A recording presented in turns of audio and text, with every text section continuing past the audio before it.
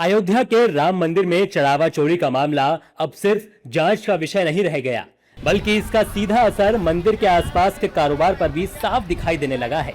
रामनगरी अयोध्या, जहां हर दिन लाखों श्रद्धालुओं की आस्था उमड़ती थी, लेकिन अब मंदिर में चढ़ावा चोरी के खुलासे के बाद यहां के बाजारों की रौनक फीकी पड़ने लगी है। मंदिर के बाहर प्रसाद, फूलमाला और धार्मिक सामान बेचने वाले दुकानदार कह रहे हैं कि श्रद्धालुओं की संख्या पहले जैसी अब नहीं रही और इसका सीधा असर उनकी रोजी रोटी पर पड़ रहा है।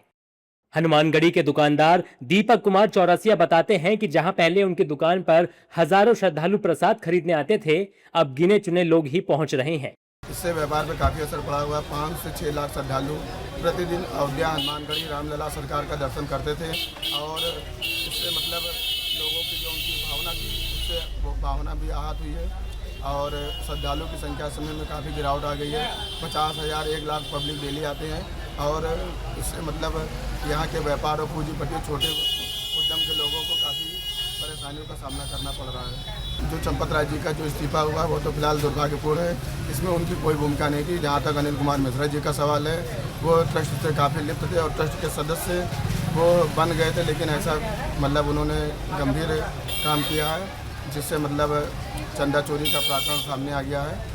उधर एक और दुकानदार का दावा है कि बाहरी राज्यों से आने वाले श्रद्धालुओं की संख्या कम हुई है और फिलहाल ज्यादातर स्थानीय लोग ही दर्शन के लिए पहुंच रहे हैं। व्यापार पे बहुत असर पड़ा है, लोगों का आना जाना कम हो गया है, बाहर से लोग आना कम हो गए हैं, जो दूर दूर से लोग आते थे अदर स्टेट से वो कम आते हैं। अब जो भी पब्लिक है तो लोकल भीड़ रह गई है, 150 किलोमीटर के दायरे वाले। अच्छी बात है, स्वीकार कर लिया गया और होना भी चाहिए इन लोगों का इस्तीफा। और जो हम भी आशा करते हैं और संपूर्ण यात्री भी आशा करते हैं कि जो नई टीम गठित होगी वो अच्छे से अपना कार्यदाम निर्वहन करेगी।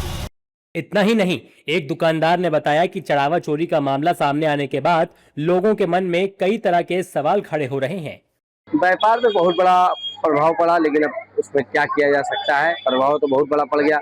लोग सोच रहे हैं कि अयोध्या जाएं तो जैसे वहाँ चोरी हुई और तमाम बातें लोगों के मन में हो रही है, ऐसा ना हो कि हमारे साथ गेस्ट हाउस में हो या तमाम जैसी बातें आती हैं लोगों के मन में। अब उन्होंने स्वयं से दे दिया इस्तीफा और जो है नहीं इसका गंभीरता से निवारण कर पाए, या चंपत राय जी या अनिल मिश्रा जी, ठीक है स्वयं से दे दी, अच्छा ही रहा, सम्मानजनक काम हुआ।